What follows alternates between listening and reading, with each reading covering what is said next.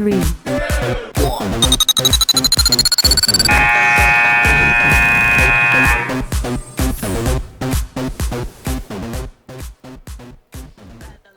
Hi, everybody. Welcome to Halftime Live on Brew Sports. It is a Wednesday edition of the program. That it is. It's a great day to be alive, Tanner Burke. That's for sure. How are you today? I am fantastic. It fantastic. is a beautiful day outside, and I beautiful get to day in spend the it neighborhood. inside with you. So, A beautiful day in the neighborhood. all right, Baxter sings or hums a tune. Won't you be mine? Yes. Won't you be mine today, Tanner Burke? Please. I will. Thank Sure, you. why not? Be mine every day. I don't know love if it I when have a you're mine. choice. You don't. All right. Yeah, Well, you don't all right. actually. So it's not like I'm trying to force you to be my friend or force anything strange on you, but you don't have much of a choice. Honestly. Well, it's like those fake stock that they put into like athletes that you can buy. Like you Fake can stock? buy like What? stock in players and like What? own them. That's a thing? So you own all of my stock. Do so, I? Yeah. I'll have to I've look it up. never I heard forget- of this fake stock. You've never heard of business. this? No. I think it went away because I'm pretty sure it's illegal. But Probably is. That would be my first guess, in all honesty. But That it's it- probably something horribly illegal. it came about right around when Geno Smith and E.J. Manuel got drafted. And I remember hearing, I was like, oh, man, I can buy stock in E.J. Manuel for like $1 right now. Jeez. And What a day- what a he time to be plays, alive. If he plays well, I'll make money. Ah. Thank God I didn't buy any stock. Seriously. Tom says that Wendy owns his stock. I mean, Liz owns mine stock too as well, too, Tom. I completely understand that. Adam says, what the hell is going on? Play one game of What's in My Mouth, and there you go.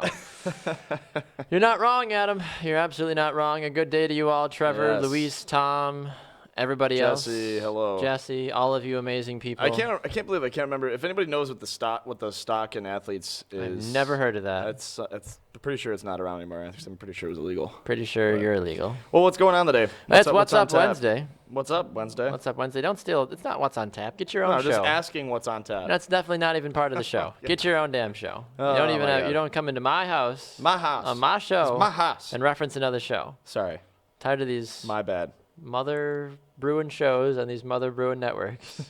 I don't know. David says Tanner Burke. # barely legal. Barely legal. Love it.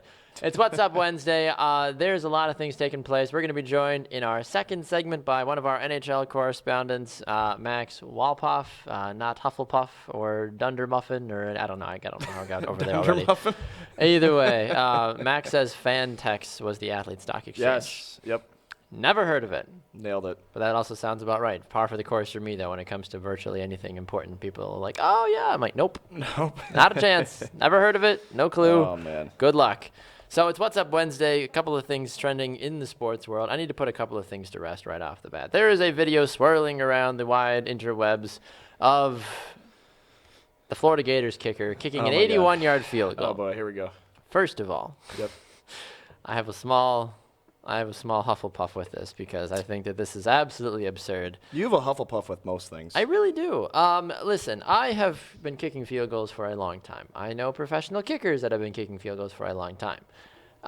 Please tell me more. The fact that there is a high school, or rather a college kid, he's running in like the top 5 best kickers in the country. Good for him. The fact that there's a kid that claims that he kicked an 81-yard field goal seems a little skeptical, a little fishy to me. Okay. Watch the video. Tell me your thoughts. We'll talk about it All right. after that. Okay, All right, here we sure. go.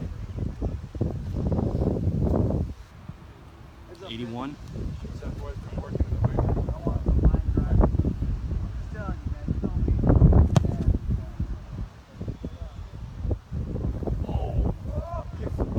Drilled it. Absolutely no chance that was good. He looks like a linebacker kicking that thing. Absolutely no chance that was good. Sebastian Janikowski out there? No, I mean, this guy seriously has smaller legs than I do. And I get it, it's a form thing sometimes, but like you look at it again, like seriously, like there's literally no chance that ball goes in. Wait, so do you not know? Do we not know if this is real or No, not? there's no video proof from the other side that this was good. And that's why I have a big issue with this, because I watched it several times, I zoomed in, and if you look at the guys down by the goalpost, 2 of the 3 guys say, no good. Really? And one guy's like this, and they're like, nailed it. And this is trending on Sports Illustrated. This is trending on all kinds of social media platforms because people are like, Florida Gator kicker knocks an 81-yard field goal. And I'm like, that is the biggest So we don't know load. for sure if it's real Yeah. or fake. It's the biggest load of horseradish I've ever seen in my life. Like, absolutely not I even feel true. like I feel like if he made an 81-yard field goal, he would cheer a little bit. Right. He walks off nonchalantly. He's just like, all yeah. right, back to the locker room. And like, I don't want to get Another super. I day's don't want to work. get super technical, but at the same time, like I watched his form. I watched how he struck the ball. I'm like that. There's no chance what he did made it 81 yards. I don't care if he kicked it in the middle of Hurricane Katrina in Florida, which is what it looked like he did. Maybe. Granted, yes, we've all been those kickers that have been like, oh, there's a nice 80-mile-an-hour breeze at my back today. Time to go kick field goals. Like, yes, Yeah. I've been that guy. But still, like, there's a lot that goes into kicking a ball 81 yards. Kickoffs don't even go 81 yards. That's true. And those are pro kickers. I don't believe that this video is real. I'd like to call BS. And I think that this kid is completely Is somebody fraudulent. holding the ball, or is it? No, it's off a tee. It's off of like the little like holder, like Okay. kind of All a right. thing. So it's not like he's kicking. No, and the biggest argument that everybody's been making, of course, as well, is like, well, he probably couldn't made this kick in front of 80,000 people screaming or like with people rushing. And I'm like, well, yeah, nobody trots out a kicker and says 81 yards. Get out Go there. for it. You Yeah. got this. Like, come on. David says with the ball filled with helium, it probably was. Adam says it's a real video. They It could recorded be, it. yeah, maybe. I'm not saying it's not a real video. I'm saying that the kick is not good. That's what I'm saying. It's obviously a real video. It's, number one, my biggest pet peeve when people record videos is they record it up and down. Record it landscape, for God's sakes. Second thing, like, honestly, that is... Just because it's on the internet doesn't mean it's true. Exactly. What is wrong with you and people are so invested in this, like, holy crap, like, what a great kick. He missed it. It was probably deflated. He literally missed the kick, and everybody freaks out because they think he made an 81-yard field goal. Who knows? I'll have to look at it closer next time. Right. Yes. Okay. Completely understand. Real video. Yes. I but understand you're upset. The claim that it's good is completely wrong. This will probably come back up on Moody Monday. Probably will. Adam Okay. says, meaning he now has the longest field record at the field goal. Adam says he challenges me. What are you challenging me to, Adam? To kick an 81-yard field goal or to just kick a field goal in general? Because I'll beat you. An 81-yarder. No one can make an 81-yard field goal. Well, not with that attitude. I've tried. You're very upset about this. I just think it's foolish that people are getting all at this. Like, look at this great kicker. I'm like, it's BS. It's not. He didn't make the kick. I mean, looks pretty good to me. Right. Okay. You get on the field. All right. Adam's challenging me to a field goal challenge? Yeah, absolutely, Adam. Let's go. I'd be happy to do that. Josh says, take halftime on the road on Saturday, kicking contest. Yeah, I'm absolutely game about that. Let's do it. I've got a field I kick on all the I'm time. down. Jesse says, I feel like someone can analyze this video with trajectory and distance in the video, and it seems like hang time isn't enough. I believe it fell at least 25 yards short. Yeah, it definitely did. I mean, that's the thing. When you're far enough away, your eyes start to play tricks on you. It's like, oh, okay, the ball fell. Oh, it fell over the goalpost. Like, no, this ball fell clearly short. I can't tell. I'm I can't over tell. it. I'm watching it right now. I honestly can't tell. Yeah. Plus, there's a bunch of ads and stuff popping up on my screen, so I can't even see the ball. Seriously, Luis says he's feeling like Michael Jackson eating popcorn while hearing all of this craziness. That's true. I'm getting fired up. Little things in life fire me up, Tanner. You know that. But something like this, where the internet is so quick to hand out a gold star and a blue ribbon to some kid that kicked an 81-yard field goal that didn't even go in. Is the dress blue or is it white? I don't know. Gold. Okay. It was gold. There you have it. Dress was gold. Okay. Well, I'm colorblind. Yeah, you're right. You played baseball growing up, right? Yes, I did. Did you ever hit a home run? I didn't. You know I people that didn't. did. I hit came home runs. close. Did you I give came up a close. home run? I wasn't a pitcher. I was Okay. a catcher. Oh, okay. So maybe, I guess. I mean, a catcher's So, just like, as are important you as like, the pitcher. are you like guilty by association for home runs? I think given so. up? I think so. Did you ever have any weird situations where the person that hit the home run forgot to hit home plate and you tagged that person out? Oh my God. Have you ever heard of this? No. Okay, so the Alabama softball game took place. Okay. I believe yesterday, and the person that hit the home run Yeah. forgot to touch home base. Oh, that's what's up. I have the video. You have the video. You Of got to course, watch yes, it. Of course, all I have the right, video. all right. Take a look here. That pitch stays. And that's deep to left, and Hemphill has tied the game on the next pitch. I don't know why the video is like Seventh this. of the but year it for is. Bailey Yeah, whatever. Hemphill. There you go. And on 2 pitches, Alabama's come back to tie the game at 3 on back-to-back homers. She jumped over the from plate. right over Runyon the plate. and Hemphill. You can hear the coach. To touch the base. Now 2 pitches Oh, man. give Alabama back. an opportunity to come back.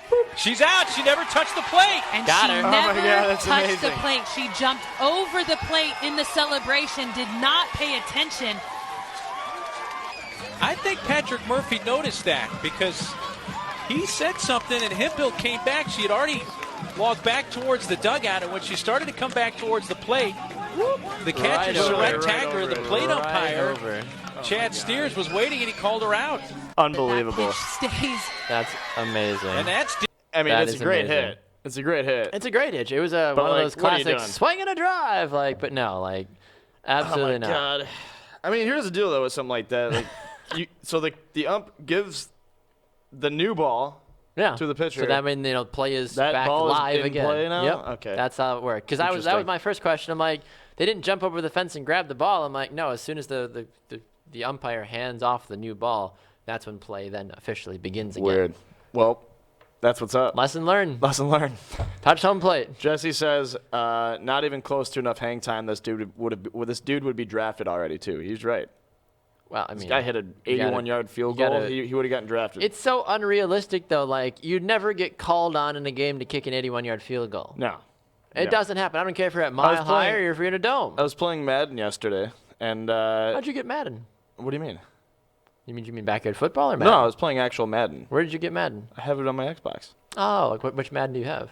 17. Oh, cheeky.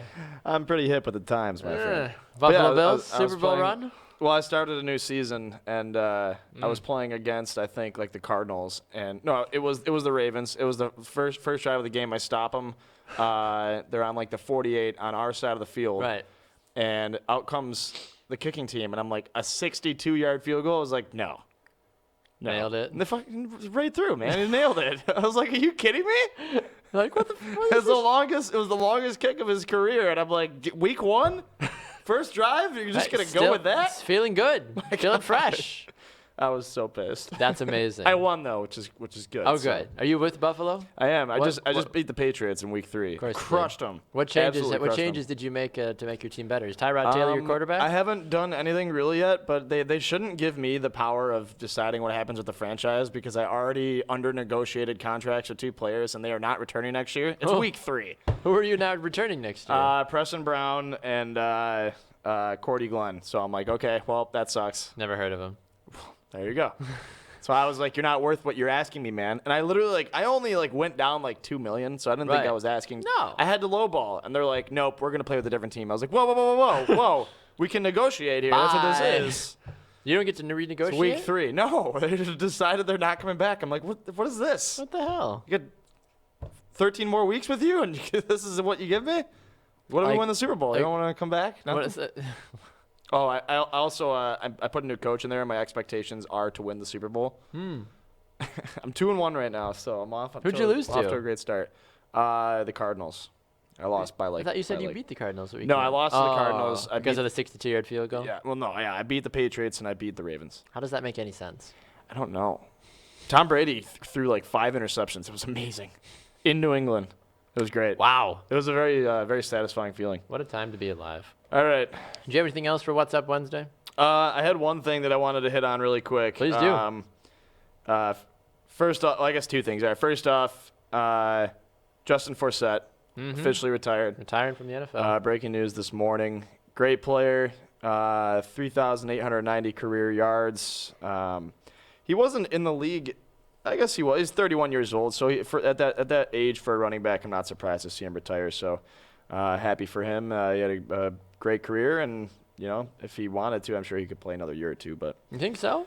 I think so. I mean, he's not going to start anywhere, but he could No. provide some value to a couple teams. He was a but- good running back. I always enjoyed him when he was in his prime in Baltimore, but it's a bummer that he kind of got hit with the injury bug a little bit towards the tail end of his career. Yeah. But 9 years, that's kind of like the longevity of a running back nowadays, the shelf life, if you're lucky. Yeah, if you're lucky, especially now. Yeah, nowadays for sure. He played for sure. several different teams, which I thought was kind of Yes. surprising.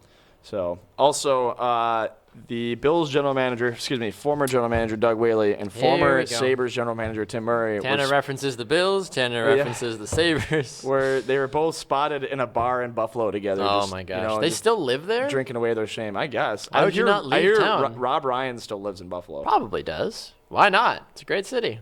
It is a great city. What a time to be Despite alive. what you say sometimes, it is a great city. What a sir. time to be alive. Yes, so I just thought that was funny. Spotted in a bar, candid shot of Mm. Tim Murray and Doug Whaley. Love it. All right, what else is up? What's going on? We're not talking about the Buffalo Sabres, but we are going to talk about hockey a little bit. One of our NHL correspondents, Max Walpoff, is here with us this morning. A very good day to you, Max. I know you're in the thick and thin and heat of the wide world of exams, but we're glad you took a little bit of time out of your busy life to come hang out with us, Max. How are you today? Things are all right. Got an exam in 2 hours, and you know what? I never study the night before an exam. Always take the time to relax. Really? I mean, all right. that's probably the best thing that you move. can. So do you just like drink them out and do and read comic books, or like what do you do to like relax? Last night I popped in the first season of SpongeBob. Ah, nice. Right on Netflix. I turned into a 7-year-old kid, and it was beautiful. And then I watched Weekend at Bernie's. Awesome. Wow, Max is That's living the way to do Max it. is living the dream, I feel like. Is this strategy successful? Because when I was in college, all I ever did was stay up all night the night before. I also didn't study much before the night before, so. I mean, I study the week prior, and I do kind of I'm learning this in psychology. It's called distributed practice, where I study some parts day 1, another part day 2, go over day 1, and then day 3, 4, 5. And then the night before an exam, I cut off everything, I pop in a movie, and I completely forget about it. Of course. Sounds about right. That's amazing. I'm all right. Yeah. By the time I look at the test, I remember that because I studied that Tuesday. Ah, look at this. Max is just a man among boys, it sounds like, when it comes to the college game of psychology and many other fickle things. So, Max, speaking of men among boys, let's talk about the New York Rangers-Senators game last night. 4-1, Rangers grabbed the game, a very much-needed win for them. Ottawa still controls the series 2-1. But of course, has been mentioned numerous times on other Brew Sports shows, Henrik Lundqvist, or Hendrik, or however you... Is it Lundqvist? Lundqvist. Just call him King Henry. You got to get a little in there. But he came up big last night in general for the Rangers. But does New York have the pieces in play to storm back and end up winning this series, still trailing by a game? The answer to that is yes, they have the pieces, but will those pieces perform? I mean, Michael Grabner, last year he was with the last place, last place Toronto Maple Leafs. I was going to say an M word there. But Michael Grabner couldn't hit a breakaway to save his life. He couldn't shoot very well. He was still one of the top scorers on that team because, again, only P.A. Parento had 20 goals on that team. But it's more a matter of, again, is Erik Karlsson healthy enough to continue? Like, he's been skating on one good leg for most of the series, and he still leads the Ottawa Senators in assists with 7.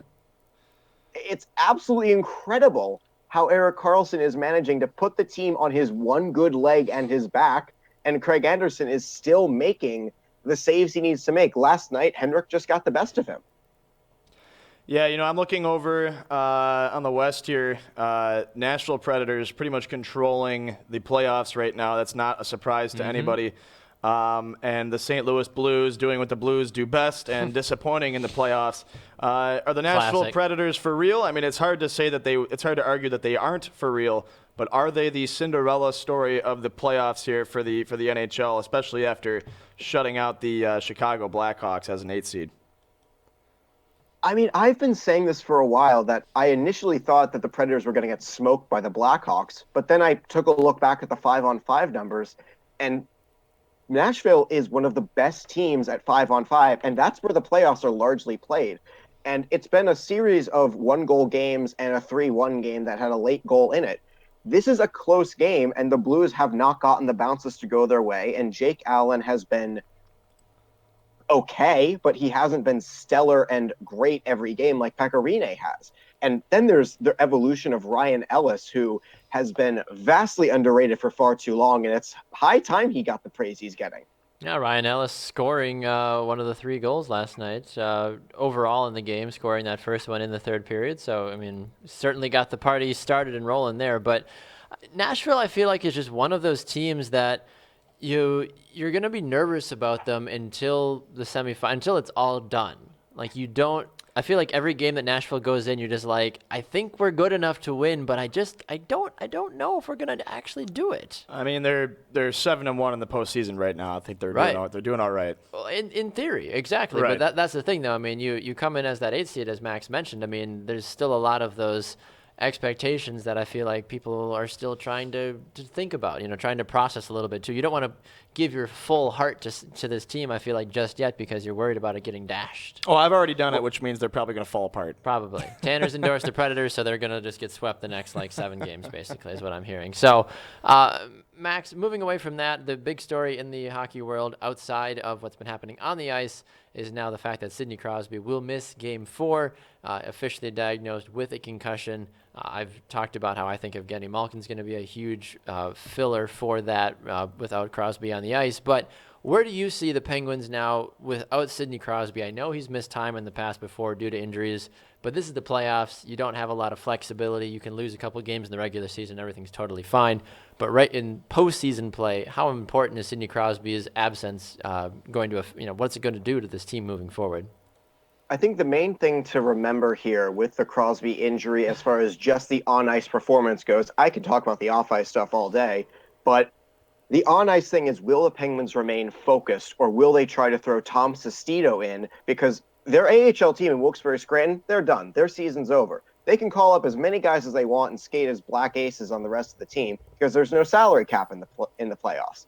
If Tom Sestito gets inserted into the lineup for tonight's Game 4, I have a very bad feeling that the game is going to turn into a goon fest. Sestito is going to run around and he's going to try to kill Matt Niskanen, and Tom Wilson's going to have to step up and defend him. I don't like Tom Sestito in Wilkes-Barre, and I really don't like him in Pittsburgh, largely because he runs around and he does try to hurt people. He's what the NHL is trying to take out of the game. But if the Penguins can remain focused and put in a player like Oscar Sundqvist, who is no slouch when it comes to scoring, I give this back to the Penguins. They're still the flippin' Penguins. They're still really good. Yeah, there's no denying that. I mean, I'll tell you what, though, from a ratings perspective, to see the Washington Capitals go up against the Pittsburgh Penguins, of course, for the entirety of Sidney Crosby's career and Alexander Ovechkin's career, we've always heard which one is better. Of course, it's not really a debate, but we've been longing for this series, and now that he's out, is this the year that Washington can finally get to the Stanley Cup Finals and come out on top? I know it's not something that I personally want. I don't like either team, but is this the year that the Capitals can finally come out on top in the playoffs here? I think if they play like they did in Game 3 with the opportunism, but also play like they did in Games 1 and 2 with the domination, then yeah, I think they have a good chance. But if they lose sight of the fact that they still have 3 games to win and they run around getting distracted by the Penguins trying to run Matt Niskanen, then no. The Penguins are too good of a team to lose focus for even 5 minutes. That's a very valid point. I mean, in all honesty, I mean, you look over at the other series as well, too, Max. You got guys like Ryan Getzlaf helping the Anaheim Ducks in their series. They came back. They do still trail 2-1 against the Edmonton Oilers, or should I say the Connor McDavids. But looking at this series, especially with how good Edmonton played in their first round, how good Anaheim played in their first round series. I know I asked this question earlier of the Rangers series, but does Anaheim have what it takes to come back and put the Edmonton McDavids to sleep? I think, yeah, they do. I mean, they still have Antoine Vermette in the faceoff circle, who is incredibly good. McDavid has been in the faceoff circle at best. I think he was in the 30% back in the first round, which was incredible. But I think if the Anaheim Ducks can, again, stay focused, and remember, it's not all McDavid, but when McDavid is on the ice, it is all McDavid. McDavid was part of, I think, 60% of the team's offense. And Cam Talbot's a beatable goaltender, but he's been playing very well. And they have to keep in mind, Edmonton as a crowd is incredible. But if Anaheim can put up 6 goals like they did in the last game at Rogers Place, then they'll probably have a good chance to win. I love watching McDavid. I mean, he's one of the better players in the league, and he's only 20 years old. Mm-hmm. He has 3 goals, 3 assists in the playoffs so far in 9 games, with a +2 on 23 shots. Yeah, it's insane. It really is crazy to think about. I mean, he's one of the bright spots of the future of the NHL, especially when you're seeing guys like Crosby get injuries in the postseason like this. I mean, you can only expect that Crosby's career is not going to be extended much longer. But is Connor McDavid the force that we expected him to be in this playoffs? I think you can look back to last season to answer that question, where the Edmonton Oilers were doing just fine. They were looking like they were going to sneak into the playoffs, and then suddenly McDavid goes down with a shoulder injury, and their entire season is kaput. They fall off the map. They fall so far off the map, it's not even funny. And having a fully 82-game healthy Connor McDavid this season has been huge for them. It has defined their season, on top of getting good play out of Cam Talbot, on top of getting Patrick Maroon going, on top of getting Leon Draisaitl the time he wants. McDavid is still the engine of that offense, and there is no doubt of the importance he has to this team. I really think he wins the Hart Trophy this year. I think that would be a true representation of what Connor McDavid has done this season, honestly. He's an incredible young player. He's done nothing but help continue to grow the brand that is the Edmonton Oilers and the NHL as a whole. So it's also fun watching Wayne Gretzky in the stands for these playoff games. So reacting to cool. McDavid and all these other players like, whoa, like what a when you impress the great one, you know you're doing something right. Exactly. All right, Max, you've been phenomenal. It's great to have you again. Now, where can people find you on social media to keep up with the latest hockey insight from yourself? People can find me at MAX_WOLPOFF on Twitter. Tonight and the next couple of nights, I'll be tweeting about the ECHL playoffs, because that's what I normally cover for the Caps blog I write for. So if you like minor league hockey and boneheaded defensive plays, come watch the ECHL with me. Perfect. Thanks, I'll be Max. there. We'll talk to you soon, sir. Thank you very much. All right, there goes Excellent. Max Walpoff. Good luck on your exams as well, too, Max. Of course. Psychology. Of course. One of our great NHL correspondents here on the Brew Sports Network. He's a great guy. He is. Quick check in the comments. Peter apparently is very fired up. He says, Max! Ah! Very excited. Jeff also says, this is the argument for less celebration in sports by not touching the home plate. So excited about celebrating. Totally forgot to, touch the home plate. Got to do it. Kind of important. I don't think I've ever done something that stupid that I've, forgotten, the smart, the next logical step in, a game before. Baseball always has those plays where you're like, how did this happen? Where they'll give the ball to the guy on first, and they'll make it look like the pitcher has the ball, and then the guy who's on first takes his lead, and he tags him out. Everyone's like, what? You know what I mean? So it's funny, and it's only in baseball can you do things like this because there's so much downtime. So it's just funny. It is. It's like, oh, okay. You can't How do you do that not in touch football. home plate? How do you not touch home plate? It's like they just needed to move the crowd back 3 feet. Right. Give the girl a chance to jump off the plate. You know what I mean? So jump over it. It's hilarious. It is. It's rather enjoyable. A couple other quick hits from the world of football. If you haven't heard, Jamaal Charles signs a 1-year deal with the Denver Broncos. Listen, he's played 8 games in the last 3 years. His deal is loaded with incentives, so that's great if he ends up, beating the injury bug. But ultimately, Jamaal Charles, just one of those players that you kind of roll the dice on and say, well, hopefully you're good. But I don't think Denver needs to start saying they're going to be a Super Bowl champion next year because Jamaal Charles is now on their roster. Yeah, I mean, it's good for Jamaal Charles to have an opportunity. And, of course, with the incentives, I mean, if he gets injured and can't play, then he's going to lose out on a lot of money. So we'll see. Exactly. Also, I found this interesting. I wanted to get your opinion about this one. Coach Ben McAdoo of the New York Giants said that it is not Eli Manning's job to train the younger quarterbacks on the roster. Agree or disagree? It's not his job to train the young quarterbacks. It's his job to win football games. And it is, however, his responsibility to share useful information with some of the younger quarterbacks. I mean, do you think Aaron Rodgers wasn't asking questions to Brett Favre while he was sitting on the bench? I hope he was. He had to have been. Right.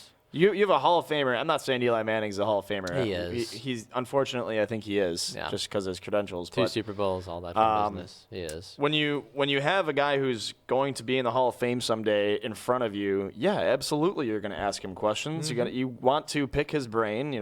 He knows things that you don't know. He's got years of experience. Right. It's not necessarily Eli Manning's job to be the teacher of sorts, though. Right. Coach McAdoo came out and said Eli needs to do his job. He needs to focus on getting ready to go out and play and go out and play at a high level this year and be a good teammate like he always is. I'm sure the young guy is going to have some questions, but it's not Eli's job to get anybody ready to play this season. It's not Eli's job to go out and develop another quarterback. That's not his job description. His job is to prepare and perform.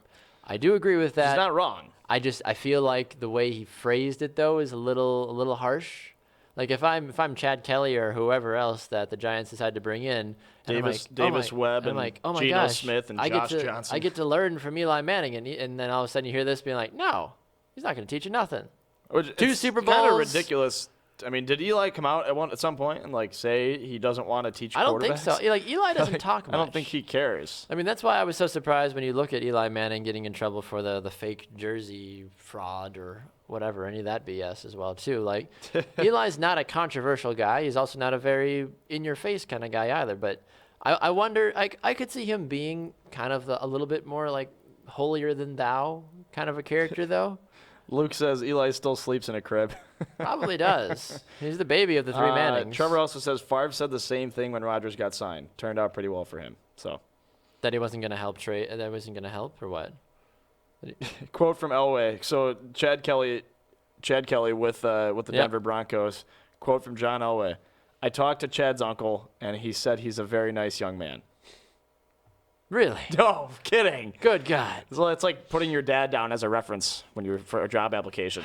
What do you think about your son? Well, he's a fine young man and he deserves a job. And my favorite thing about this too, and I think I mentioned this earlier, is that coaches and GMs come out after the draft once they sign free agents or they sign guys later on, like the guy that the 49ers signed or whatever, like, oh, we think he's going to be the next Kirk Cousins or whatever, or like the undrafted free agents. I'm like, if you thought he was so great, why didn't you draft him? Yeah. Or why didn't you take him earlier? It's funny when you see the draft reports with some of these guys and they're like, oh, he's being compared to LaDainian Tomlinson. You're like, doesn't mean he's going to be LT. No. Though. You know what I mean? That's like the stupid Mahomes Favre can't. I'm like, great. You don't know. Nobody knows. Right. Yeah, the Mahomes. That's a perfect example. Mahomes I can throw the being ball pretty hard and pretty far, but that doesn't mean I'm getting called the next Brett Favre. No.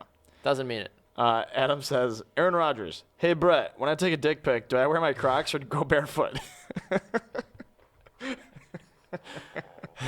The correct answer is barefoot. What?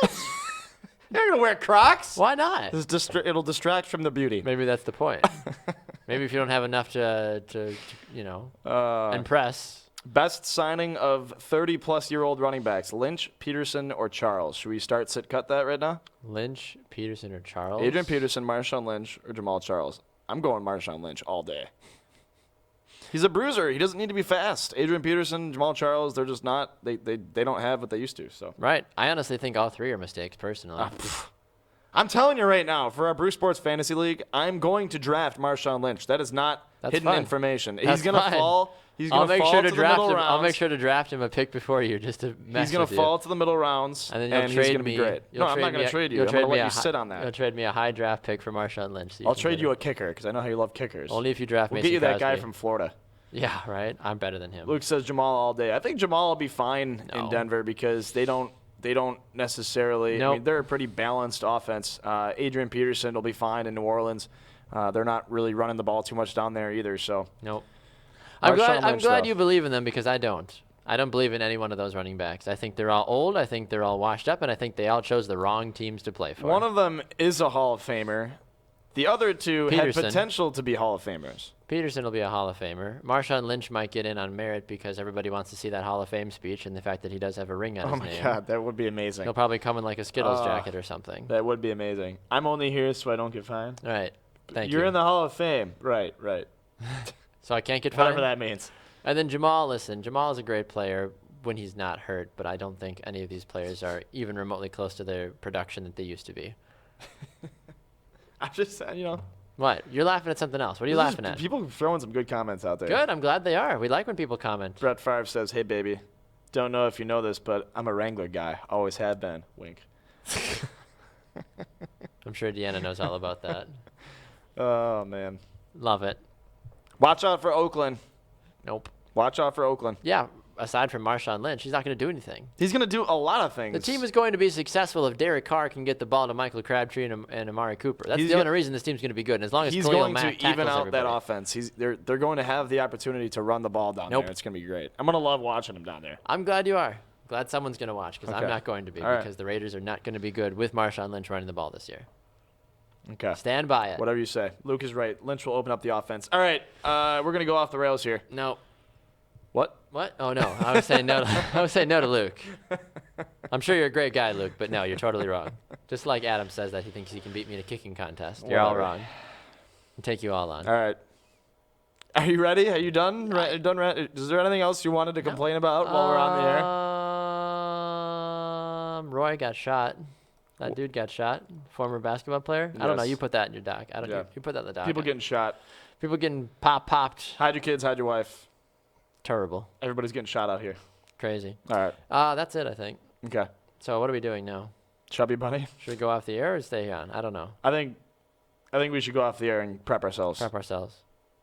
Be back in 5. Perfect. We'll be back for halftime. Part 2 off the rails in just a minute, where Tanner and I go off the rails. What are we doing? We're gonna read some famous sports quotes, and after each quote, we have to put another donut in our mouth. Oh God. The whole donut. The whole donut, nothing but the donut. So help me And if you God. choke, you're screwed because I don't know the Heimlich maneuver. Perfect. I'm not going anywhere near that mouth. What could go wrong? We'll be back with more on halftime right after this. Stay tuned. 3, 2, 1.